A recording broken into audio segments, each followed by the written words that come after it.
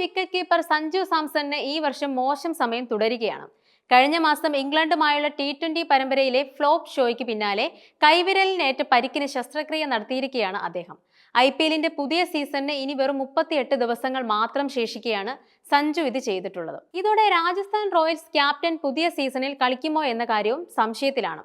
സഞ്ജു കളിച്ചില്ലെങ്കിൽ അത് റോയൽസിനെ സംബന്ധിച്ച് തീരാ നഷ്ടം തന്നെയായിരിക്കും. അദ്ദേഹത്തിന് പകരം പുതിയ ക്യാപ്റ്റനെ കണ്ടെത്തുന്നതിനൊപ്പം ഓപ്പണറെയും അവർക്ക് തിരയേണ്ടി വരും. ശസ്ത്രക്രിയയ്ക്ക് ശേഷം മലയാളി താരത്തിന് എത്ര നാളത്തെ വിശ്രമം വേണ്ടിവരുമെന്നതിനെ കുറിച്ചുള്ള കൂടുതൽ വിവരങ്ങൾ പുറത്തുവിട്ടിട്ടില്ല.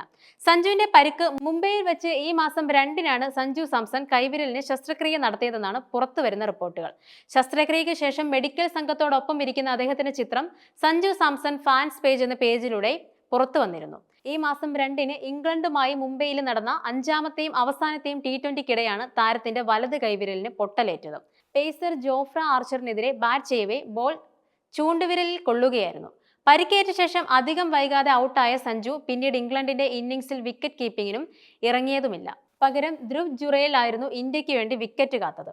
ഈ മാസം 21-നാണ് IPLന്റെ 18ാം സീസണിന് തുടക്കമാവുന്നത്. ടൂർണമെന്റിന്റെ ഫിക്സ്ചർ അടുത്തയാഴ്ച പ്രഖ്യാപിച്ചേക്കുമെന്നാണ്.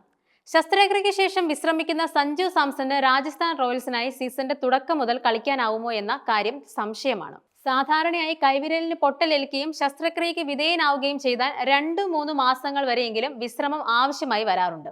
നേരത്തെ ഇന്ത്യയുടെ മറ്റൊരു മുൻനിര ബാറ്ററായ ഋതുരാജ് ഗെയ്ക്വാദിന് സമാനമായ പരിക്കേറ്റപ്പോൾ 3 മാസത്തോളം കളിക്കളത്തിൽ നിന്നും വിട്ടുനിൽക്കേണ്ടി വന്നിരുന്നു. ഇക്കാര്യം പരിഗണിക്കുമ്പോൾ IPLന്റെ പുതിയ സീസണിലെ ആദ്യപാദ മത്സരങ്ങൾ സഞ്ജുവിന് നഷ്ടമാവാൻ സാധ്യതയുണ്ട്. അങ്ങനെ വന്നാൽ ആരാവും പുതിയ നായകനായി വരികയെന്നാണ് ചോദ്യം. ഇംഗ്ലണ്ട് ക്യാപ്റ്റനും സ്റ്റാർ ബാറ്ററുമായ ജോസ് ബട്ട്ലർ ഉണ്ടായിരുന്നെങ്കിൽ രാജസ്ഥാൻ റോയൽസിന് അദ്ദേഹത്തെ നായക സ്ഥാനം ഏൽപ്പിക്കാമായിരുന്നു. എന്നാൽ ബട്ട്ലറെ മെഗാ ലേലത്തിന് മുമ്പ് റോയൽസ് കൈവിട്ടിരുന്നു. സഞ്ജുവിന്റെ അഭാവത്തിൽ ഒരുപക്ഷെ യുവ ഓൾറൗണ്ടർ റിയാൻ പരാഗിനാവും ക്യാപ്റ്റനായി നറുക്കുവീണേക്കുക. ആഭ്യന്തര ക്രിക്കറ്റിൽ അസം ടീമിന്റെ നായകൻ കൂടിയാണ് അദ്ദേഹം എന്നത് ഇതിനുള്ള സാധ്യത വർദ്ധിപ്പിക്കുകയും ചെയ്യുന്നു. കഴിഞ്ഞ സീസണിൽ തകർപ്പൻ ഫോമിലായിരുന്നു സഞ്ജു. പരാഗ് കഴിഞ്ഞാൽ ടീമിനായി ഏറ്റവും അധികം റൺസ് അടിച്ചെടുത്തതും അദ്ദേഹമാണ്. കരിയറിൽ ആദ്യമായി 500-ന് മുകളിൽ റൺസ് സഞ്ജു സ്കോർ ചെയ്തിരുന്നു. ഇന്ത്യൻ വിക്കറ്റ് കീപ്പർമാരിൽ റൺ വേട്ടയിൽ മുന്നിലെത്തിയതും റോയൽസ് ക്യാപ്റ്റനാണ്. ഇതിന് പിന്നാലെ ICC T20 ലോകകപ്പിനുള്ള ഇന്ത്യൻ ടീമിലും അദ്ദേഹത്തിന് ഇടം ലഭിക്കുകയും ചെയ്തു.